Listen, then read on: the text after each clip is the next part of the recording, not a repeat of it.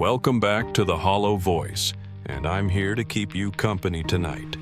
If this sound helps you relax, please like the video and subscribe to the channel. Let me know. Where are you watching from and what time is it? Now go lie down and relax. 23. A good clean fall is what Adrian hoped for. One step out from the ledge, a quick plummet, and no fuss, no muss. At least none for him. 22. Disconcerted, Adrian hangs above the crowd, stuck between earth and sky, his progress arrested 10 stories too soon. He cannot move or even blink, only float before curious eyes like a half-formed thought. At first, he finds his suicide a source of profound embarrassment. Later, he comes to regard it as simply another banal fact of his life. 21. Adrian soon realizes that, no, he is not exactly suspended. Careful observation shows that he is indeed falling. Objects at the top of his field of vision have inched upwards and out of sight, while new ones have slowly crept in at the bottom. Certainly he is falling, not quickly, perhaps as little as a centimeter every hour, but falling all the same. Moreover, he notes that the tableau below grows slightly smaller with each passing day, the scope of his vision narrowing as he approaches his death. 20. Adrian is neither comfortable nor uncomfortable. He simply is. He can, if he strains, make out the blurred contour of what he believes to be his right arm. Further away, somewhat more in focus, is the tip of his right foot, still covered with its frayed work sock. Many stories below lies the familiar corner of Market Street and East Avenue, the gathering crowd pressed against police cordons.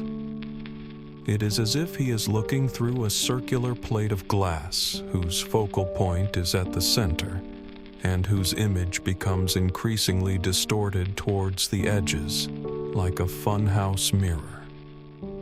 Physical sensation has vanished. He feels neither heartbeat nor breath, senses no breeze stirring on his skin even when he can see litter scudding energetically across the street below, has no bodily aches or pains, not even the familiar ones to which he's grown accustomed. As for the other aches, he knows these too will disappear in the course of time. 19. Falling is not a particularly bad thing, he thinks in these early days. It gives one time to reflect. For instance, he hadn't found her especially beautiful. Her mother was First Nations and her father Asian, giving her skin a curious hue that he had never seen before. Her nose was too large for her face, her teeth crooked and slightly yellow. But it was the way she had cut her hair, raggedly short, the stubble dyed an alarming red, that had caught his eye with its improbability. "Take me home," she had whispered that first evening, unexpectedly, startling and exciting him at the same time. They had only known each other 3 hours, he reluctantly attending a client's dinner party, she a friend of a friend. 18. For a span of days after his leap, he recalls events clearly. First the motion, the sidewalk and street crowded with onlookers, curiosity seekers, officials. To the side were parked several vehicles, a fire truck, an ambulance, 3 police cars, lights flashing, doors ajar, serious men leaning on the roofs of their vehicles and speaking quietly amongst themselves with an occasional nod in his direction. Not long after came the media. They arrived all at once, surging like angry insects, hauling cameras and recorders, dragging dishes and antennas, scrambling over one another, pushing and shoving, some even ludicrously shouting questions as if they thought Adrian might answer, though he can no more speak than he can stop his descent. What, he wonders often, can they find so compelling in one man's death? 17.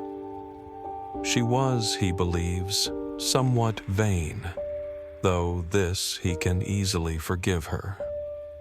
She would stand for hours before the gilt-framed mirror in his bathroom, naked and beautiful against white tile, snipping meticulously at the tiny hairs that had become too long, or those that seemed to have grown into too regular a pattern, as if she viewed any kind of uniformity with the same kind of embarrassment he felt in an ill-fitting suit.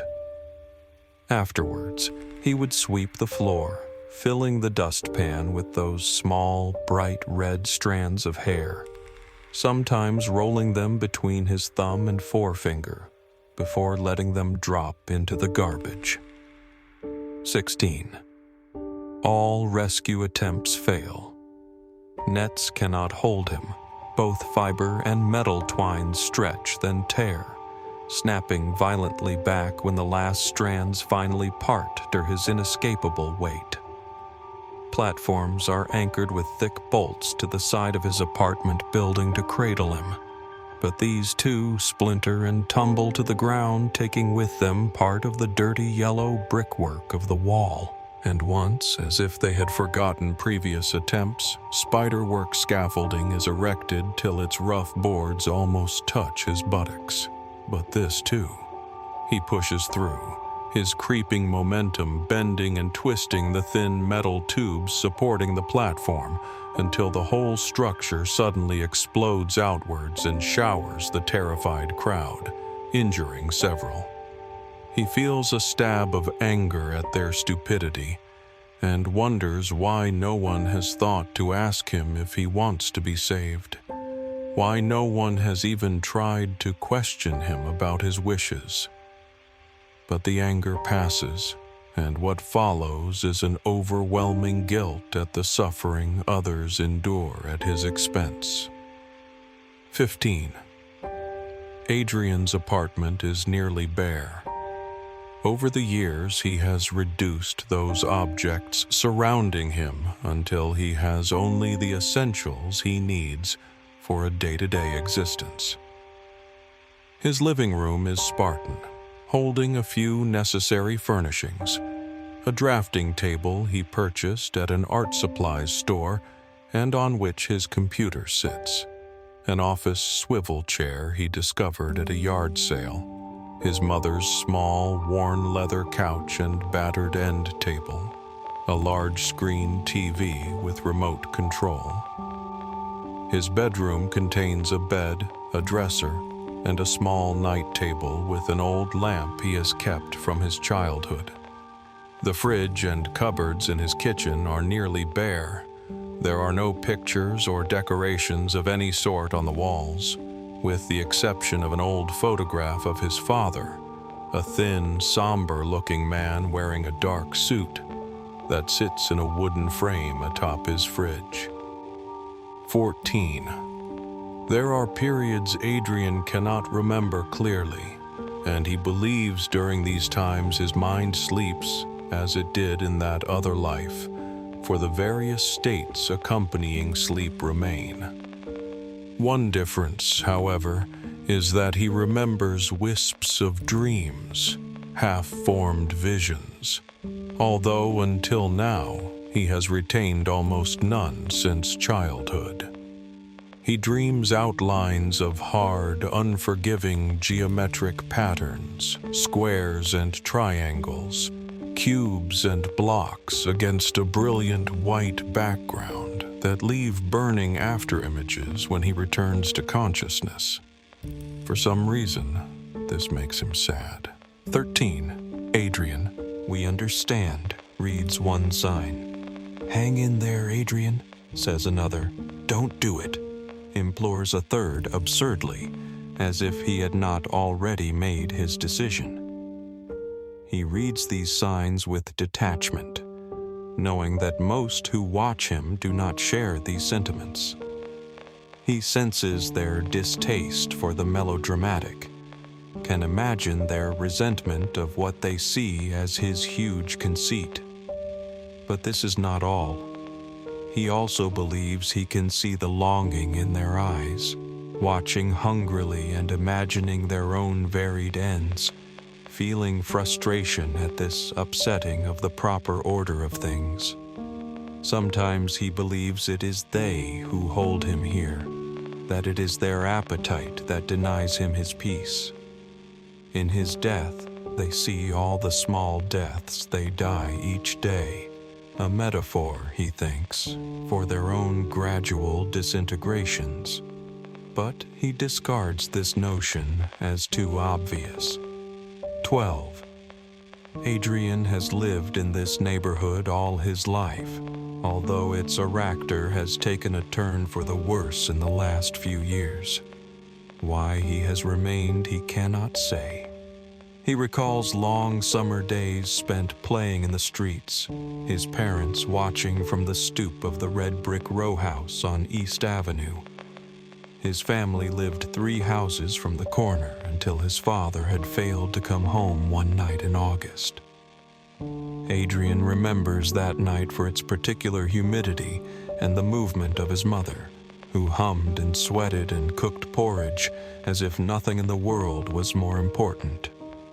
The following week, he and his mother moved in with his aunt's family 12 doors down the street.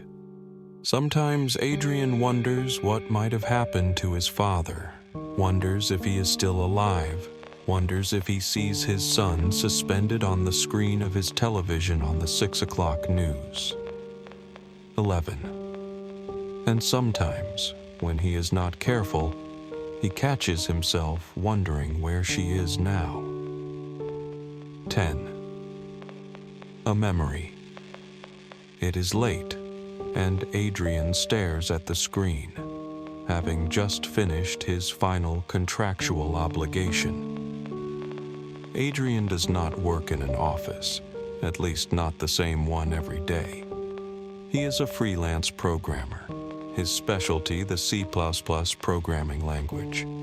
Often he works from his small one-bedroom apartment. In this, he considers himself lucky. Though his work does not afford him the security he would like, he tells acquaintances that he enjoys the variety of jobs it brings him. With his career, as with all other things, he is careful and cautious, fearful of the consequences of ill-considered actions. He leans back in his chair and rubs his eyes. For the last 3 months, he has taken on no new clients, leaving behind in each company's file the small, discreet business cards of competitors whose work he feels is reliable. His decision is not a rash one. Adrian is not a rash man. Before her, he had lost himself in the thrum of his work, the long hours of code that strolled out on the screen before him like elegant flamingos. When she left, she took even this. Perhaps, he thinks, she was only an excuse, a last chance, realizing the process of his isolation had begun long before he met her. He pushes himself out of his swivel chair and walks into the kitchen where he leans against the fridge. Looking at the dusty picture of his father, he thinks of her. 9. Adrian considers falling. He counts off mentally the meanings and phrases of falling in his life. To fall asleep, to have a falling out, falling through the cracks, deals falling through, falling flat on his face, falling into line, falling all over himself, to fall short of his goals, to fall out a window, to fall in love, to fall from grace, the fall of man. 8.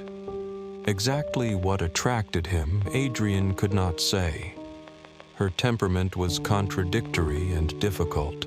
Her emotional swings wild and unpredictable. She dressed and acted aggressively and with confidence, yet in private moments betrayed to him fears of weakness and self-doubt. Her anger rose suddenly and without warning, but passed quickly, leaving a tenderness and compassion so complete, Adrian feared that he might weep. She was moved by beggars on the street and almost always stopped to give them money, but would fly into a rage when appeals were made on TV. It was as if only in this tension of opposites she found her momentum. To Adrian, her behavior was nerve-wracking, but then he remembers a family wedding when, for a time, she seemed at peace, free of these constantly warring complexities. She was transformed, a serenity he had not seen before settling on her features, and she became almost beautiful. Adrian watched this metamorphosis with amazement as she moved from cousin to uncle in light, carefree steps. Then later, as she whirled past him on the dance floor in the arms of her father, bestowing a warm smile on him that made his heart skip a beat. He smiled back, but it was too late, for she had already turned. And at that moment, he thought that should he ever be capable of loving someone, it might be her. 7. The crowd, Adrian notes, has taken to wearing long overcoats, hats, and scarves. Dead leaves skitter through the streets. How long he has been falling, Adrian wonders. Days, weeks, years, forever, or no time at all? Although he knows this should bother him, it does not, for he now recognizes that his fall is a gift, his momentum a revelation, his leap one of faith. This prolonged tumble has presented him with an opportunity few are given, a chance to rewrite his story. Adrian rejoices in falling. 6. When he thinks of her, it is her eyes he thinks of first, big, brown, and luminous, impassioned, lively eyes. He recognizes that this is only a fancy. Knowing eyes cannot express emotion, that they are anything but expressive, changing little from the time of birth. Why then, he wonders, did his chest constrict each time he looked directly into hers? Or now, when he merely recalls them? Why did he talk to her so often with his eyes averted, lest she see how foolish and irrevocable his own belief had become? She was erratic, an enigma, unknowable, and perhaps this is what, in part, attracted him. Each time she left, he had no way of knowing if she would return. "I love you," he had once ventured at her moment of departure, quietly, uncertain, not sure she had even heard. She paused, one hand on the door, then turned and walked back to where he sat on the end of his old couch. "Almost forgot," she said as he watched her long, narrow fingers snatch sunglasses from the end table before she walked out the door. 5. Though still caught in his fall, Adrian tries to imagine possible futures with her, considering them living together in his little apartment. But each scene he envisages does not work, suffering from some subtle dissonance which will not allow him to enjoy the moment. He can't help wondering, for instance, what she would do as he works at his computer. Certainly she can't stay in the room, for then he'd never accomplish anything. Her presence a distraction too great for him to bear. Would she sit quietly on the edge of the bed until he is finished? Perhaps she could busy herself about the kitchen preparing his meals. Or would she leave without saying a word to him, returning to the cafes and bars and clubs where she keeps friends? So he makes up a larger apartment for them, and safer friends for her. And though she looks and sounds the same, she also changes in these visions, becomes more understanding, less demanding, unpredictable, and vulnerable enough to excite his curiosity without making him overly anxious. At these times he is convinced she waits for him below, amongst the crowd, where she keeps her vigil night and day, waiting patiently for the end of his descent. 4. It had happened again. "Shit," she said in that small, angry voice, shaking her head. She said it as if she was not even talking to him, as if he was not even there in bed next to her. Adrian followed her stare down to where her hand rested uselessly between his thighs, where she had for the last half hour tried without success to revive his ardor.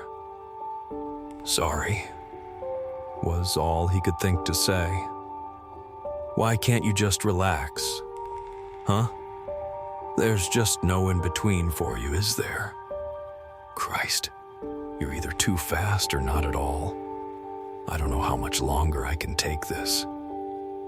"Sorry," he said again, listening to the sound of the word, wondering if perhaps there was not some small part of him that willed it to happen this way, that wanted to push things to their limit, to see how far they could be stretched before they broke. 3. It is night, and a solitary figure stands below in the circle of lamplight. Snow continues to fall, and Adrian watches as the man's breath slips out in small white clouds, the only sign that he is alive. Adrian feels alone, as if he has been abandoned. In some future history, Adrian thinks, I will be forgotten. The text will disappear. The historical notes vanish. A loose page torn from the book to fall, unnoticed, to the floor. And this thought, more than anything else, frightens him. 2. Real memories have become increasingly elusive. Many are now only vague afterthoughts, a feeling that something once happened, that something was once important, but now has no meaning. Thus diminished, Adrian feels them slip away like the strings of helium-filled balloons from between his fingers. But no matter how much of his life has eroded in this manner, he cannot free himself from the one image he would if it were in his power. The contempt that twists her features as she speaks. You have no feelings. Her words are clipped and cruelly direct. You pretend you feel, but there is nothing there. Only self-interest. Sometimes I'm not sure there's even that.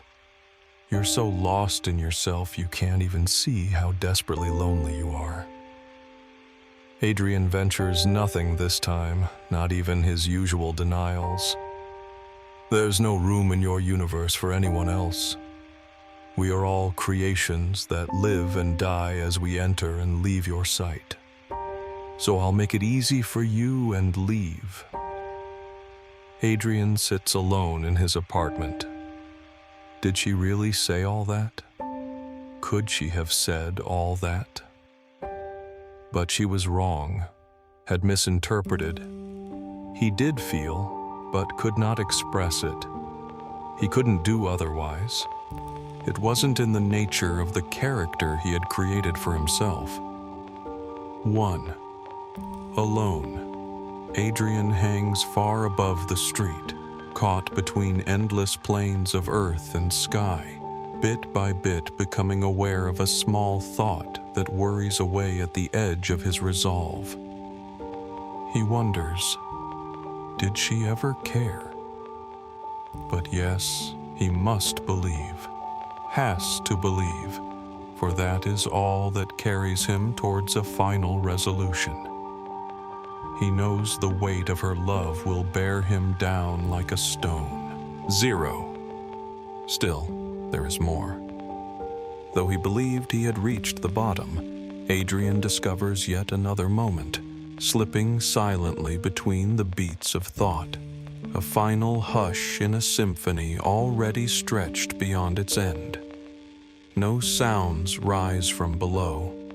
No eyes look up anymore. Only the dull sky remains, and a hollow feeling that thins like smoke in the air. He no longer remembers his mother's face.